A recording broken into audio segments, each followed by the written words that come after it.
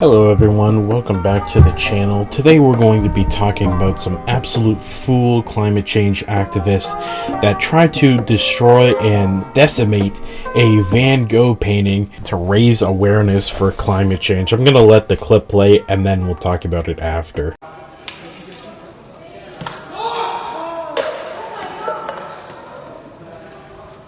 Security.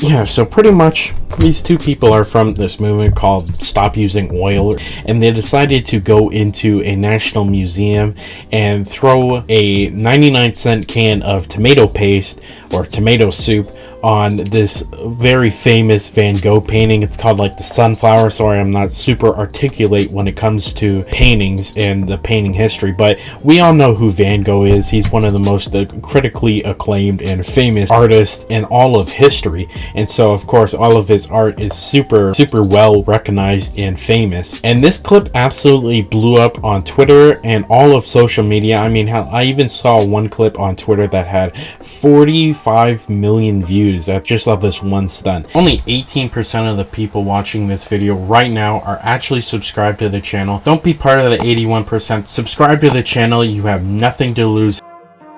And we really need to talk about this because this is just absolutely ridiculous. It has the complete reverse effect of what they're trying to do.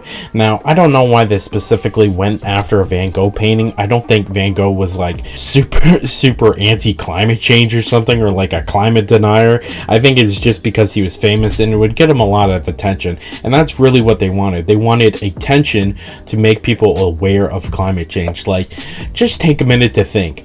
Who doesn't know about climate change? We all know it's a problem, and yeah, we should do something about it. But this is the absolute worst way to spread a message, because you should see people are being absolutely vile to these two protesters in the comments, and I don't blame them. They completely deserve it.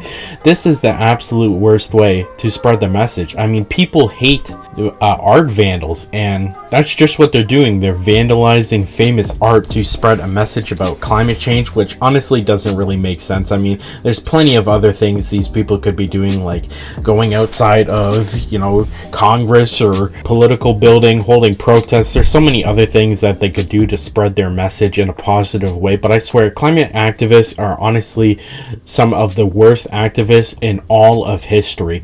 There's so many other things that they could be doing. How about practice what you preach? The two most famous examples of climate activists doing this absolutely crazy crap is this Van Gogh thing, which honestly, it should embarrass the entire climate activist movement, because this just gives them entire bad luck. I mean, there's people in the comments saying they're going to drive more just because of these people. They're going to eat more meat. They're going to do things that hurt the climate just because these people wanted to be, losers.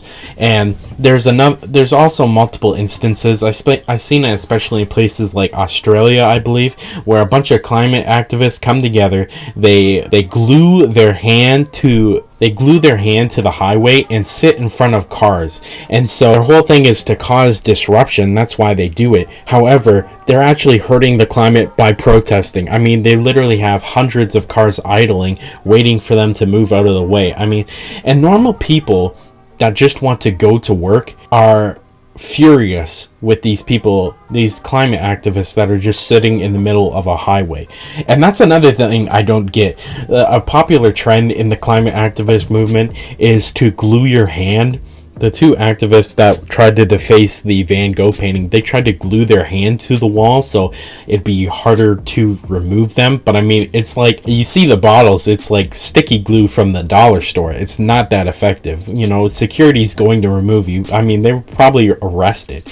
And the other people were gluing their hands to the highway, which makes absolutely no sense. I mean, a car, if someone at the front of the line was angry enough, I'm sure they'd just drive over the glue wouldn't stop them. So I don't really get that. But the only good news about this is that apparently the entire Van Gogh painting was absolutely fine, and there was no damage to it. It looks like that it was behind a glass case. Thankfully, I've seen this happen a lot.